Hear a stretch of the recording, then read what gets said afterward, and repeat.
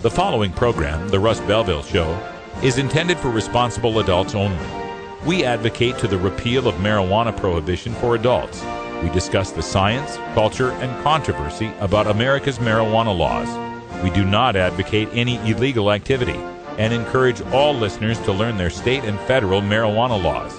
Opinions and claims made by guests and advertisers on The Russ Belville Show are their own, and The Russ Belville Show cannot be held legally responsible for their validity or reliability.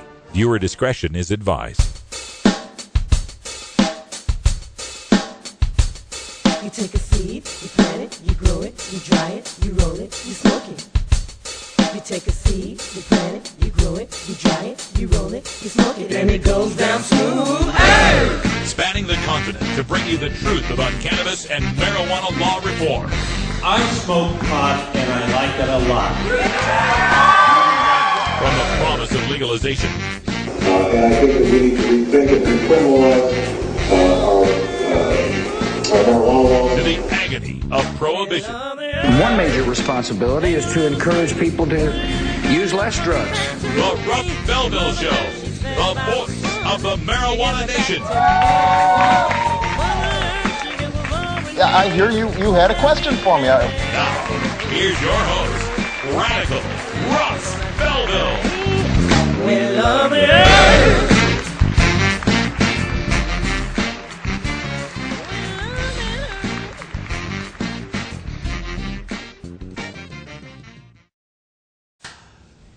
How do we look there? Look Good. I'm going to just move it a tiny bit more so that you don't go out of the picture. Okay. Yeah, that's good. Good day, Tokers and Tokettes. Radical Russ here at the West Palm Beach home of Robert Platshorn. Robert, thanks for having us here. It's a joy and a pleasure. Oh. You've entertained me many times, and it's a pleasure to have you here in Florida now. Oh, it's been an amazing trip. We visited so many amazing people, and of course we had to put you on the list. And last time I saw you, we were, I don't know, somewhere on the West Coast, I imagine, and you were working, getting your books sold, and the Square Grouper had just come out. Let's give people an update on what's been happening with Robert Platshorn since then. I understand new probation officer, travel restrictions. It's been kind of an ordeal. A little over a year ago when I came back from the Patients Out of Time conference That was it, yeah. in Arizona, my parole officer, who was a really decent guy, had let me travel for 4 years. He understood that in order to do book signings and speaking engagements and work for legalization, that I had to travel, and he had no problem with it. He got very ill and went out on leave. And when I came back from Arizona, I get a call from a guy by the name of Scott Kirsch, and he said, "I'm your new parole officer." Now, my old parole officer had already gotten me early release from regular parole, and I started something called special parole, which is like secret parole. Double secret parole. Double secret special parole. And he had told me, he said, "Don't worry about that. I'll get you released from that as soon as possible. You've earned it, and we have no worries about you." This new parole officer announces himself, and he says, "I'll be there to see you tomorrow." He shows up at my house, and the first thing he says is, "Cancel all travel arrangements." And I said, "I can't make a living if I can't travel." I said, "Book signings and speaking engagements are my total living. I was in prison for 30 years, and I get very little Social Security." I said, "I can't make it without that." And he said, "Just cancel all travel arrangements." And then he had a UA bottle, and he said, "Fill this." And I'd been treating about 6 skin cancers with cannabis oil. Mm-hmm. And my parole officer, the original one, knew about it and had no problem with it. So the new parole officer accuses me of traveling without permission, which I never did. And I said, "Well, call Mr. Gagliardi and he'll confirm." that I had permission to go to Arizona. He was talking about the Arizona trip. I said, furthermore, the paperwork is in the file. He said, yeah, but I don't see any approvals on it. I said, you'll find 50 travel requests there, not one of which has a written approval. Why pick on that one? He said, I think you traveled without Gagliardi's knowledge. I said, call him, you'll find out. He said, no, that's not going to happen. I said, and you might as well know that UA is going to come back dirty, and it's because I've been treating cancers with cannabis oil. I've got a medical certificate from California, and I've got a doctor here who's verifying it. He said, it's irrelevant, you're not allowed to, you're on probation, which of course I knew, but my original parole officer was a human being. In any case, as of early last May, I haven't been able to travel. I haven't been able to leave South Florida. I made one trip to Tallahassee in order to lobby for our Kathy Jordan medical marijuana bill, but in order to do that, I had to have a state senator go to bat for me in Washington with the Parole Commission. And then, of course, recently, I took, my Silver Tour took over 100 seniors to Washington to lobby the government to stop enforcing the federal marijuana laws in states that have legal medical or have legalized or even decriminalized. And that may be bearing fruit now, because what Eric Holder's proposing, and what he's going to talk about in his speech at the Bar Association in Chicago, is taking the federal government out of enforcement where it involves patients or minor offenders, small-time growers. So I think maybe they paid attention when they saw those seniors show up at Congress and demand that the federal government not interfere in the legal states. Well, this probation officer, it sounds as if his attitude is, you did 29 years for a marijuana crime. How can we let you go try to legalize marijuana? And is there any appeals process to this? Can you go around this guy? What can we do? You can go around them. The appeals process is automatic, and that is automatically denied. Okay. And as funny as this sounds, that's actually part of their code of federal regulations, that they will automatically deny appeals. So I went through that when they restricted my travel. And my attorney, who had stuck with me the whole time I was in prison and hasn't been paid in 30 years, filed in court along with some attorneys from Normal, but it did no good because the parole board can do no wrong. But just like my trips to Tallahassee and Washington, any congressman who will speak to the Parole Commission, who will write or call the chairman of the Parole Commission, Isaac Fullwood Jr. in Washington, D.C., could have me released now from special parole. After you've done 2 years, you're eligible for early release. Almost everybody gets early release unless they've gotten in trouble. But my parole officer here has made it clear that he would never recommend that. He seems to have a thing for drug offenders. And I'm his, quote, high-profile case. Right. And I think he has career ambitions that he can ride this high-profile case to promotions or raises or something. But he's definitely got personal agenda, and he won't help me, no matter what. Well, let's talk about the Silver Tour. You mentioned going to Washington, D.C., and you mentioned getting seniors to lobby for this. And of course, we're here in Florida, where there's a huge senior population.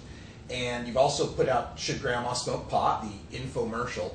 What has been the progress on those items?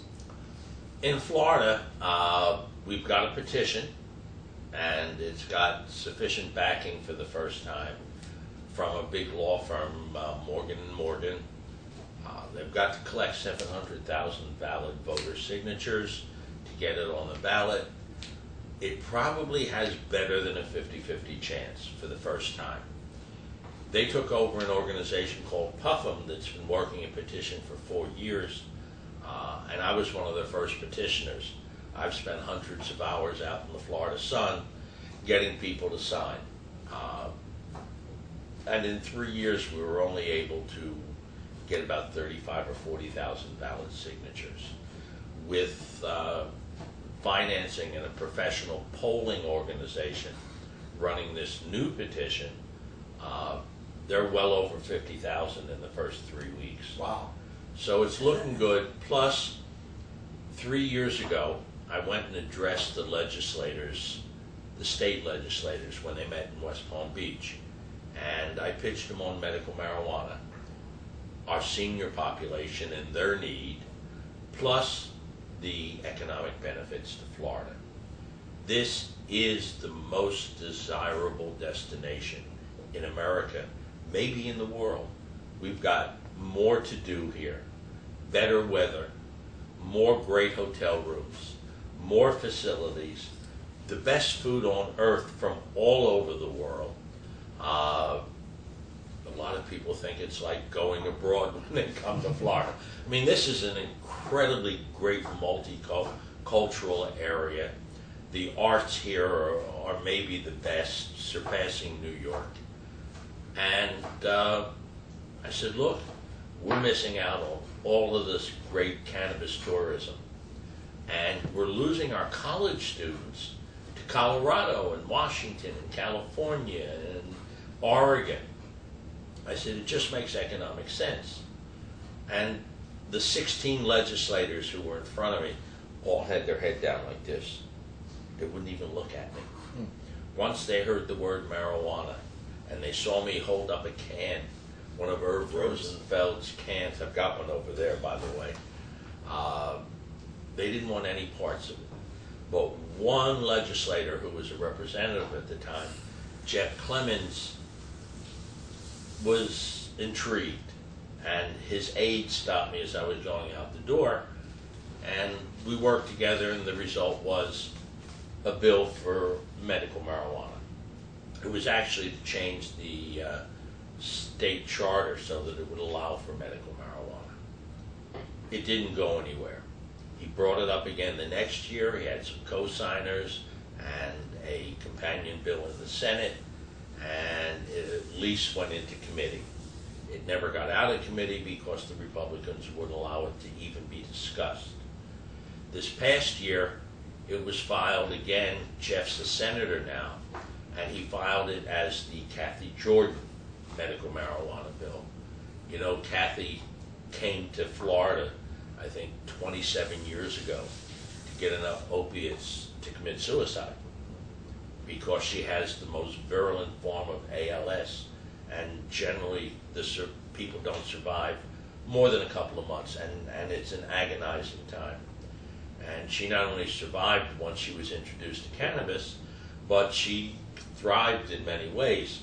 Kathy's a fabulous person, and she, even though she's now in a wheelchair, it's 27 years later and she's still alive, she has dedicated herself to visiting legislators and just begging to make this medical marijuana available to everybody in the state. So many people need it. This state has one of the largest senior populations in the world. The average senior here is on at least a dozen medications, all of which are toxic, many of which are to counteract the effects of the other half a dozen. And Kathy's been a fabulous spokesman for us. Yes. So the bill was named after her, went into committee, plenty of co-signers this time, but the Republicans blocked it.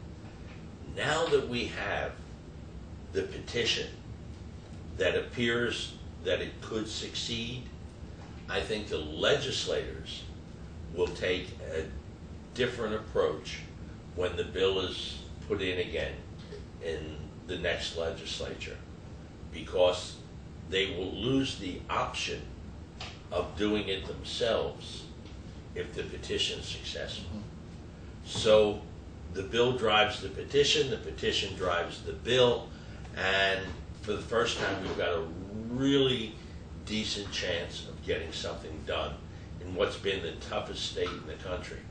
You know, the southern part of the state has been in favor for a long time, but central and northern Florida, you might as well be in, well, you are in the heart of Dixie.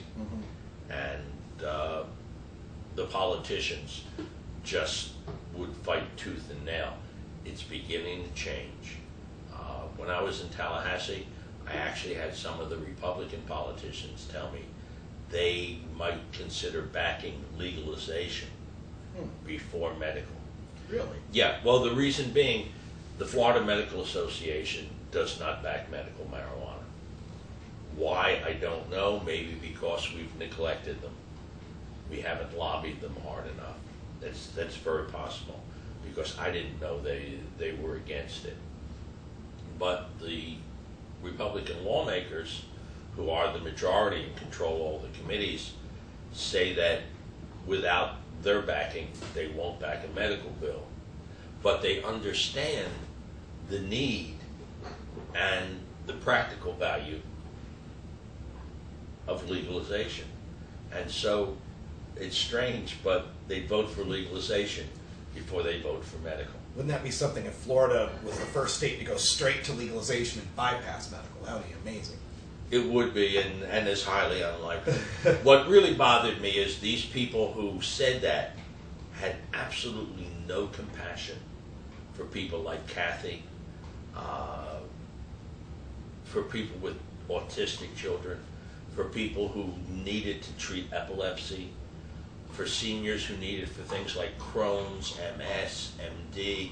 I mean, it's often a matter of life or death, and certainly a matter of the quality of life. It makes such a big difference. And to see these politicians who have absolutely zero compassion for these people just eats me up alive. And that's one of the reasons I made Grandma. I wanted to educate people as to the benefits of cannabis. And if you saw Sanjay last night, yes, if you take out the Charlotte Webb story, so much of what he showed came from should Grandma smoke pot. Right, the Israeli. I can't help thinking that his producer or he saw it, because in the beginning of the show when they talk about why cannabis is illegal, it's exactly like it is in my show. And my show's been out there for a year. The Israeli they show smoking is the one that I show close-ups of in our show. And the guy smoking from a vape in the hospital. In Grandma, we go a step further, and you see a man in a hospital bed being fed from a vaporizer through his tracheotomy. And that, of course, is very dramatic. Most of what was in that show is what we produced over a year ago. And I think now that someone like Sanjay Gupta has done a 180, which is better than somebody who was for it to begin with. Right. Because you know it's based on current research.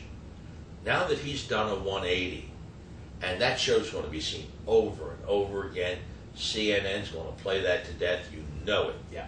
So when people see Grandma, they're going to relate it to what they saw.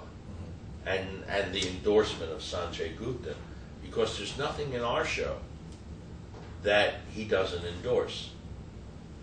And so it'll reinforce it and reinforce it. And of course in our show, we can put up a crawl that will tell them where to get a petition to sign, or how to contact a congressman or a legislator. And our show is not a political show. It doesn't tell you to do this. It says, if you're mature enough, if you think you have the information, And if you'd like to see changes in your state, here's what you can do. So we don't go on the air as a political show, but simply as an educational and an issue show. And it's supported by donors. We don't have any corporate support. I buy the time just like I used to for my infomercials. You know, I was making infomercials before they were even called infomercials, before Ron Popeil or Billy Mays. And I can buy half hours for a fraction of what an ad agency would pay for that same time. I can get overnights, late nights, sometimes $25, $50 each. Wow. I can get early morning, 11 o'clock at night, sometimes for $100 to $200 each, depending on the size of the market. I mean, you're not going to get that in LA, but in West Palm Beach, you can, and this is a good-sized market. We've been in good-sized cities in Texas, Arkansas, Oregon. We were on in Eugene, Oregon, all times of the day and afternoon, and at an average of $100 for a half hour.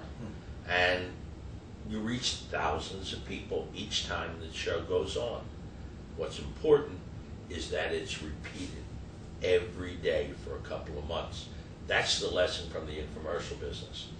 It's great when a network does a show about weed and it's positive, but it's on once, maybe a repeat in the summertime, and it's gone. With Grandma, we run it like an infomercial, and we know it takes 3 viewings for the average viewer to go take action. It used to be, it took 3 viewings to get them to buy a Ginsu knife. Right. Now, I figure it's 3 viewings to pick up the phone and call a congressman, or go to your congressman's office, or write a letter to a congressman and say, we want this. It works. I've gotten thousands of emails from people saying, thank you for running this show. What we don't have is thousands of supporters to pay for those inexpensive TV shows. And it's the most effective way to reach a lot of people and have an effect. Do you ever have a market, a TV market, a station, a manager that rejects it because of content, or have they always been good about putting it on? It's about a 50-50. Yeah. No, it's never been rejected for content. Okay. Even the ones that rejected like the show. Oh. But it's been rejected for subject matter. Difficult time finding stations in northern Florida who'll run it. Surprisingly, the first large group of TV stations that approved it across the board was Hearst Broadcasting. And there's some irony. It was their head counsel who had to approve it, because we went to a Hearst station, they passed it up to the national manager, who says, no, it's got to go through legal, and it took weeks. And then he came back and said, this is the finest issue show, the classiest issue show I have ever seen. You're welcome to come on all our stations. And I said, well, what about the fact that it tells you right in our show that Hearst was a major player in having marijuana made illegal, in getting prohibition? And they said, that's fine. As long as you tell the truth, not a problem. Just blur out that picture of John Wayne that's in the background. We don't want his family to sue us. That was their only problem with the show. And I think now that the CNN special's been on, that a lot of stations who said no because they were afraid of reaction will say just the opposite. Here's another strange irony. The station we've had the best results on, the most people donate to keep it on the air, and the most thank you emails, is a station in Tampa. Now, Tampa, Florida is the home of DARE, right? Partnership for Drug-Free America, and every other anti-organization. And of course, they all belong to the Sembler family, or Calvina Faye, those are the evil doers behind those organizations. And you'd think Tampa would be the hardest place to get on TV because they can put a lot of pressure on or have the least positive reaction. But it's just the opposite. And when we ran out of funds, I took a 3-month contract in Tampa to run every day, and it was very inexpensive. When we ran out of funds after 2 months, and there wasn't enough coming in to keep it on the air, I got a call from the national rep, and she said, Bobby, she said, the minute that show went on the air, we started getting great comments. She said, the station's gotten so much good mail. Please, if you can find a way, keep that show on the air because it's building an audience for our station. When normally infomercials kill the audience. I mean, at least 50% leave as soon as an infomercial goes on. She said, with your show, we're actually building up our audience for our next regular broadcast show. Wow. It's just been strange. It's very hard to get on in the South. We've been on in Arkansas and Mississippi, and it was just recently a Mississippi station that I had to cancel out because Weed Maps withdrew their support. They had pledged a pretty good sum on a monthly basis to run Grandma in as many cities as possible. That combined with our donors, I thought we were off and running. And we have a new version of Grandma with some pretty good improvements and more of Irv Rosenfeld on screen with his story. But after 2 weeks on the air in Mississippi and Evansville, Indiana, another place that really needs some education, I had to cancel a 3-month contract because Weed Maps disappeared on us, and I was really counting on that.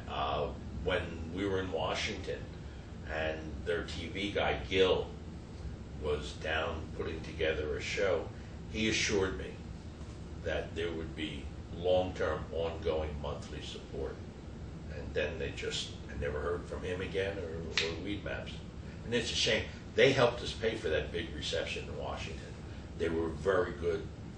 It was a big, they kicked in $5,000. And I know that's not a lot to them, but it was sure a lot to the Silver Tour, and we did a lot with it. And it's just regrettable we've got no corporate sponsors.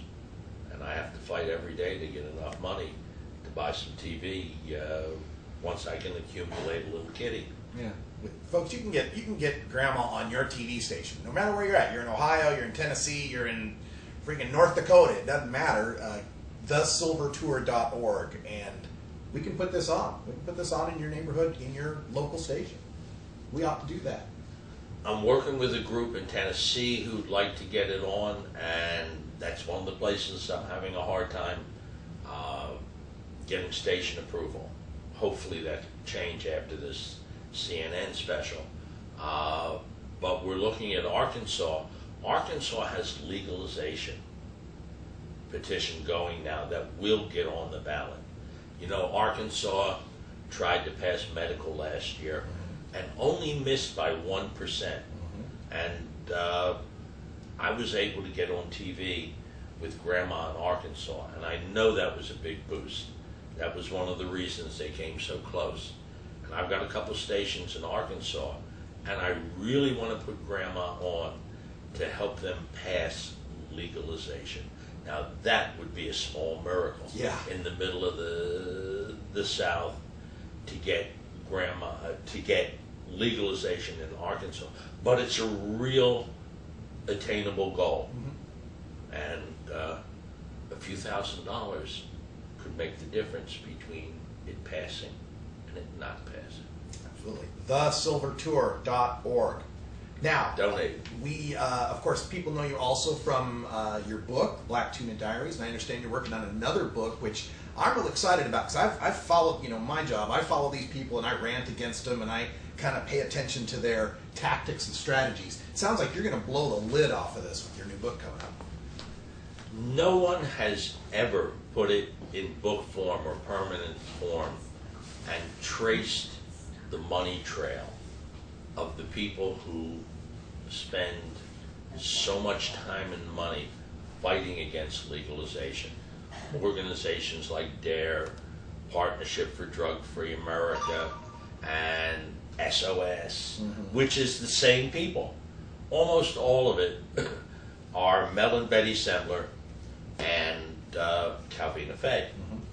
Now, there's a woman in New Jersey who has an organization who's fighting against the existing medical marijuana, and she's made a fortune in grants and sponsorship from drug companies and private prison organizations.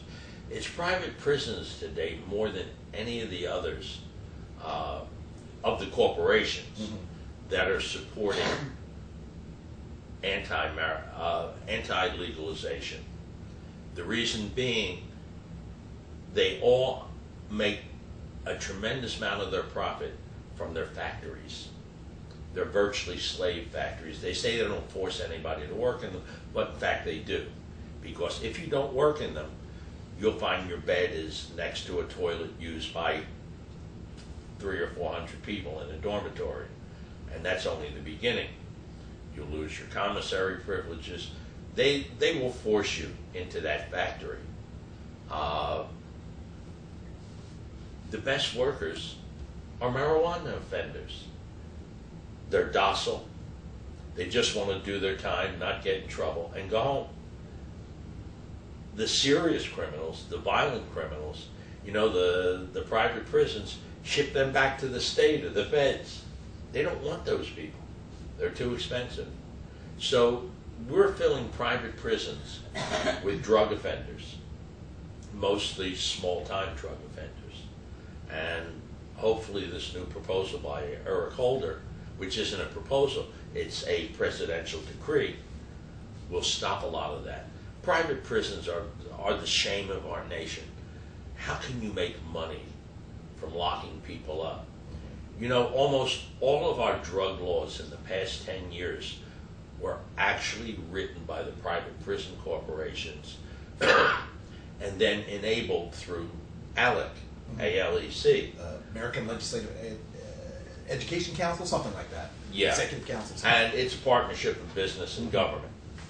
And they've taken those laws that were written by private prison corporations, doubling and tripling prison time for low-end drug offenders, and they've gone right into law. They're passed without a squeak because the private prison corporations today are just huge campaign donors. And they donate millions and millions of dollars to those politicians. And so, yeah, they just check off and the bills get passed. I'd like to see that change. And it's one of the things we work so hard for. Where were we? Greed and evil. Greed and evil. I traced the money trail. And what really blew my mind was the grants that these organizations are getting from the government, from our tax dollars. And then a very identifiable percentage of it is used to bribe the politicians who run the grant programs. When I say bribe, I mean, of course, campaign contributions. And they don't do it directly, they do it through lobbying organizations. But I've identified the lobbying organizations. I've identified the amounts. I've shown how it correlates with the grants, aside from all the corporate money that these people get, and the huge salaries they pay themselves. It's a business, and one that they're going to fight tooth and nail to maintain, and to the detriment of the country, to the detriment of sick people, to the detriment of hundreds of thousands of people who have had their lives destroyed by being thrown in prison for something that's not a crime against person or property or against the country. Did you see these changes in how they run prisons and the mentality behind them turning to profit during your time? Because you were until what, 2009? 2008. 2008. The end of 2008. I saw huge changes. After I was in for 4 years, the Bureau of Prisons announced that their mission was no longer going to be rehabilitation. They actually announced that their mission was now custody. And educational programs just began disappearing. And the really valuable ones, the trade educations, air conditioning, small engine repair, electronics, they all disappeared. They had just started teaching computer sciences. Gone. They didn't want anybody to learn how to use a computer. Now, somebody coming out of jail who can't use a computer is DOA. And that's also when they began forcing people into the factories. Before that, it really was voluntary. I went in and started working in the factory after I'd been in a year so that I could send home some child support. In federal prison, I believe the highest pay is about 42 cents an hour. You start at 10 cents an hour and work your way up. I think I was up to about 30 or 35 cents an hour, which is just under super grade. That hasn't changed in about 40 years. They haven't had one raise in federal prison. In fact, they kept putting in apprenticeships at 5 cents an hour, then pre-apprenticeships at 0 cents an hour. But my motive was to be able to earn my own commissary money and maybe have $100, $150 to send to take care of my family, whatever good it could do to help. And with enough overtime, I used to work a lot of overtime, I could do that. And then they announced a program where if you had a fine, they would take your pay and deduct it from your fine. And I have a fine, or had a fine, of about $500,000. So I knew I would never again be able to earn a cent for commissary or be able to send any money home. And they then gave preference to all the jobs and all the promotions to people with fines. Mm-hmm. Now they've got all this money coming in, but none going out. And there wasn't much going out for pay to begin with. When I was in prison, the charter of Unicor, which is Federal Prison Industries, would not allow them to produce anything that competed with private business and private industry. And that had been the case for a long time. So they made mattress covers and mail bags. The book is called Greed and Evil, and when can we expect to see it? I hope to have it done and ready to ship by Christmas. Oh, good. In time for Christmas. I may do a crowdfunding on GoFundMe in order to be able to sit home and write the book. It's going to take an awful lot of research. I've got a month's worth of research in, and it's going to take at least that much more, and some help from some people who are researching for me. The actual writing time comes easy to me. I can write it in about a month and take a second month to rewrite it and make it decent. Mm-hmm. And then I have to decide whether to take it to a publisher or self-publish. My instinct is to self-publish. you don't get a lot of money from publishers for that type of book, and then the residuals are very small. My book, Black Tuna Diaries, is now in the 4th printing, and for a self-published book, it's probably one of the biggest sellers there's ever been. Not lately, not the last couple of months. To the events, right? Because I can't get to the events, and any author will tell you, when you can appear at a bookstore or a book signing or a large event, you sell more books than a bookstore would sell in a year. You do more in a day. That's always been my mainstay. And because I've spent so much time working with the Silver Tour for the past year, I've spent virtually no time promoting the book. So book sales have just piddled along. But even so, I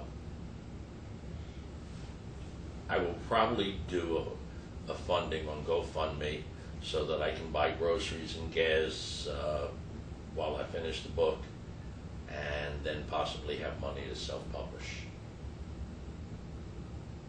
I think the book will be a sensational hit because of the information that's in there and the revelations that just haven't been written about before.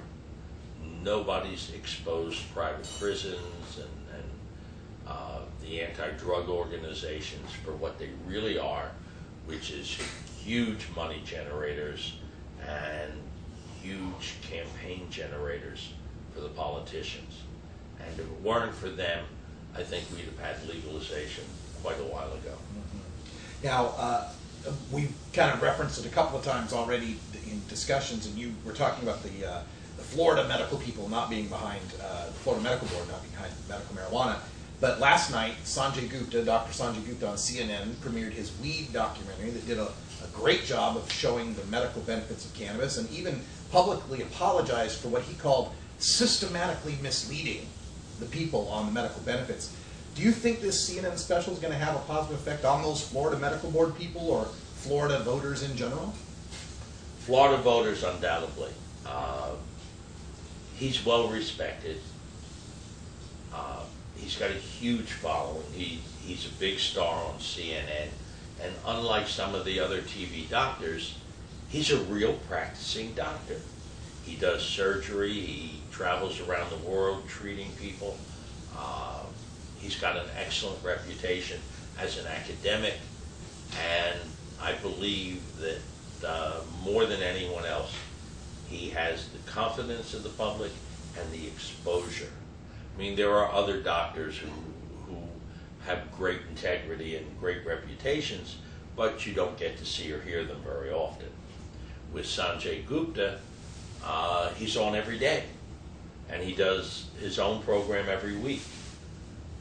This special will be shown, I'm sure, dozens and dozens of times, and it can't help but have an effect. I think they did a really excellent job.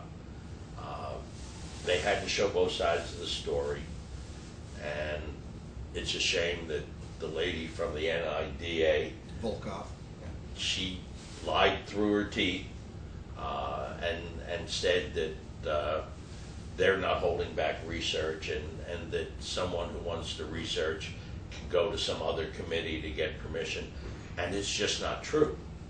They have to go through the NIDA and the DEA to get permission to get the material from the University of Mississippi, which is the only legal marijuana that they can run a research program with without losing all their government grants and all their government funding.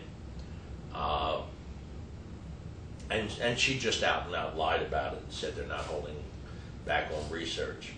And then another cog in the wheel, another barrier, has been the man who was on that show from the University of Mississippi who grows the medical marijuana. Il Soli. Soli. Boy, did he lie through his teeth. First of all, he said marijuana used to be 1%. Well, that's almost hemp. Yeah. You couldn't get high on that if you had a ladder and a skyhook and an airplane. And he said that's what people would get a nice buzz from. And now he said we have marijuana that's 34% THC. I think he must have dreamed that one up, because to the best of my knowledge, the highest THC produced and verified, I think, was 28%. And that was grown for a contest and for a specific medical use, and you're not going to find much of that. Today, good marijuana is 12 to 16%, maybe as high as 17 or 18. And it occurs to me that that's exactly what I was importing from Colombia back in the mid-70s, because we occasionally had it tested, and that's what it was. Mm-hmm. And the growers in Colombia used to have it tested, and it would be 14%, 16%, and the real good Santa Marta Gold, 17, 18%. Mm-hmm. So, and of course, the Hawaiian, the Maui, the Thai stick, that was all way up there. Yeah. And yet, you know, this guy is trying to justify what he does by lying. And his reason, he has a monopoly. They've tried to get permission from the government to grow medical marijuana for research for several major universities, for several big state universities, several big commercial companies like Bob Melomede's company, and the government will not allow it. This guy fights tooth and nail to keep his monopoly. He's made a small fortune from being the only guy in the world that can legally grow marijuana in the U.S. and supply it for medical use.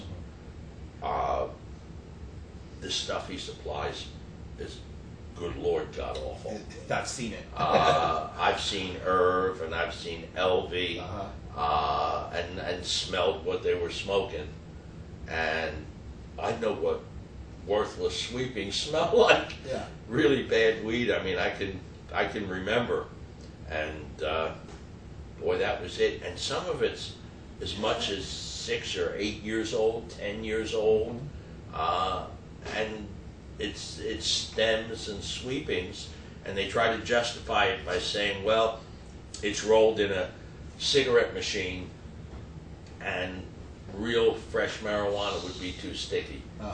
The machine wouldn't be able to roll it. So this guy lied, but overall the program was just excellent. Oh, one other big liar, the guy with the rehab clinics in Colorado. The guy looked like Lurch. What a lying SOB this guy was. He's saying, and today there's so many kids going into rehab. He says, I literally cried. Yeah, right. What he didn't tell you was that it was the courts that are filling up his rehab centers, for which he's making a fortune, by telling people it's rehab or prison. There is no rehab for marijuana because marijuana is not physically addicting. I heard a really great description the other day, or I read it somewhere on the web. Someone who had smoked for 30 years and decided to stop. He said, and I loved it. I smoked every day. He said, and I really missed it. He said, but I love cornflakes too. And if I gave them up, I'd miss them. He said, it's about the same thing. But there are people who are making millions from these phony rehab centers that are being filled by the courts. And that's a shame. But you know what? I'd rather see somebody go into a rehab center than into a prison. And that seems to as be bad as that practice is. Yeah, and that seems to be the diversion they're trying now, is instead of this pipeline to the private prisons and the factories, it's now a pipeline to the rehabs and the clinics.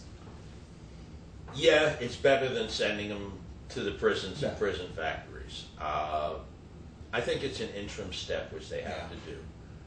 the politicians are still afraid of radical change. They want to do it step by step. And you got to remember, I spent 30 years in prison.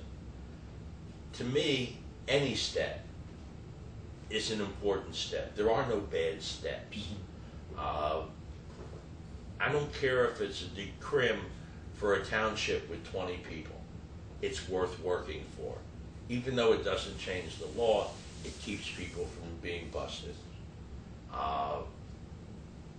Any medical bill to me is a huge step. And that doesn't mean I don't believe in legalization, because that's what has to happen. But I'm satisfied that that's a great step on the way, because look at Colorado. They had a really great, well-regulated medical marijuana industry for 8 years. They shook out the bad characters. They got rid of the nuisance mom and pop storefronts, which really were a nuisance. I mean, I was in Denver and I saw that there were way too many of them, and the newspapers and people were afraid of them. And the people who were left were the people who were operating according to regulation and running safe, attractive clinics. And because they had 8 years of good experience, they had no trouble passing legalization. So I believe in step by step, if that's the way it's got to be. I mean, I'd like to see it change overnight. No more prohibition. Yeah. It's not going to happen. I'm a pragmatist, so I will work for any form of legalization that moves us forward. I saw everybody whine and cry up in Washington about the driving regulations that were passed along with legalization. Well, if that's what you have to pass in order to pass legalization, God bless you. Because the courts were already speaking about the lack of real scientific proof of impairment. And in states that had THC limits, and there were several at the time, the courts were tossing them out because they just didn't mean anything. And I felt that the people in Washington shouldn't be crying about it. Pass it and then worry about changing the driving regulations. But it was so important to pass legalization there and in Colorado, and it's made a difference nationally. It's changed the dynamic nationally. There are states that are talking about doing it by legislation. Maine came this close. I forget what the opposition. Oh, the opposition was the dispensaries in Maine. So now they're going to put it in front of the voters. But they were ready to pass it in the legislature. It should pass. I mean, how many voters are there in Maine? 8, 9, 10, whatever. Oh, come on, our Maine listeners. We love you. and if you live in Maine, you probably smoke anyway, just to get through the winter. Stephen King said that it should be legalized in Maine. It would be a great cottage industry up there. And Lord knows there are a few cottages. But there's a couple of other states that are talking about doing it legislatively or putting it on the ballot. Well, you mentioned how Florida, the initiative acts as a leverage to get the legislature to want to work. We got a similar dynamic in Oregon where we're trying legalization initiative, and it's kind of pressuring our legislature to take up legalization as well. Yeah, it's a shame it didn't pass last time. The fault was it didn't have support because they didn't have confidence in the people who were leading the initiative. That's a big part. Yeah, it is. It's a big part. And in a way, those same players may hurt it this time. I put Grandma on in Oregon, and the people with the initiative were supposed to pay the TV bill. I put it on in Eugene, and we ran for a month or more every day It was very inexpensive. It was $100 a half hour, all different time slots. And Eugene was the only part of Oregon that had a large farm population, rural population, that didn't vote against. Portland voted for. I looked at the exit polls, but the only other major area that voted for was Eugene, and Eugene had a smaller urban population and a much larger rural population. And it was the rural populations that voted it down, but not in Eugene area. In that TV coverage area, the response was really good. So I know Grandma works. I mean, I can document it every place it's ever been shown. And I understand there's as many as 4 bills that are going to compete. There's a constitutional amendment, a statutory initiative, a legislative bill. Yeah, it's a lot. Yeah, and I'd like to get back on TV up there and help one or all of those. But this time I got to get a check up front. Yeah, because I didn't get paid last time. Yeah, we got to fix that. Yeah, that emptied the Silver Tour kitty pretty good for a while. But I wanted to do it, and I wanted to support the Arkansas bill. Nobody backed that except our regular Silver Tour donors. But it did a lot of good to run in Arkansas, and now there's a lot of enthusiasm for legalization. And boy, would that be terrific. That'd be amazing. Right in the buckle of the Bible Belt. Yeah. Folks, it's the silvertour.org, it's the Black Tuna Diaries, the movie Square Grouper, the upcoming book Greed and Evil, Should Grandma Smoke Pot. We're going to have to get you a double-sized business card to fit all this stuff on it. I have one. See? I told you. Yeah. Robert Platshorn, you're an amazing man, and thank you so much for having us here. And before we wrap this up, any last words for our audience? www.thesilvertour.org. You can donate. You can go to the stash house and get a copy of Should Grandma Smoke Pot, a copy of Black Tuna Diaries, a Black Tuna medallion, a Silver Tour pin. And it all goes to help the Silver Tour or help finish Greed and Evil. And it's such a joy to see you. You know, one of the worst things about not being allowed to travel, not being able to get out there and see my brothers and sisters. I miss you because you and I have been friends since the day I got out of prison. Your friendship and other people in the movement means a lot to me. And it's been over a year since I've been able to go be with my friends and do the things we like to do together. Yeah. We'll represent and be thinking of you at HempFest for sure this weekend. Yeah, please. It breaks my heart not to be at HempFest this year. But my PO told me he will never allow me to travel to further legalization in the United States. So, find me a senator who will talk to the Parole Commission. Early release. Representative Earl Blumenauer, you're getting a letter from me. Thank you, Bobby. Go. Appreciate it so much. All right. All right. Yay.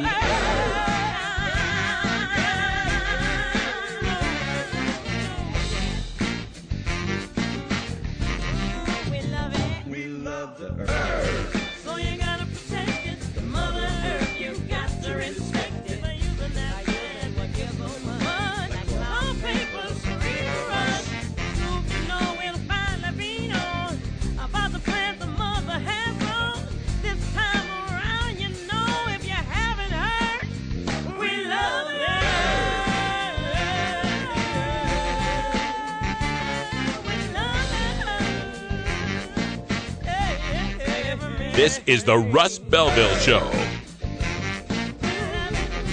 The Russ Belville Show is blogging and podcasting daily at radicalruss.com. it, you grow it, you dry it, you roll it, you smoke it. You take a seed, you plant it, you grow it, you dry it, you roll it, you smoke it. You take a seed, you plant it, you grow it, you dry it, you roll it, you smoke it, and it goes down smooth.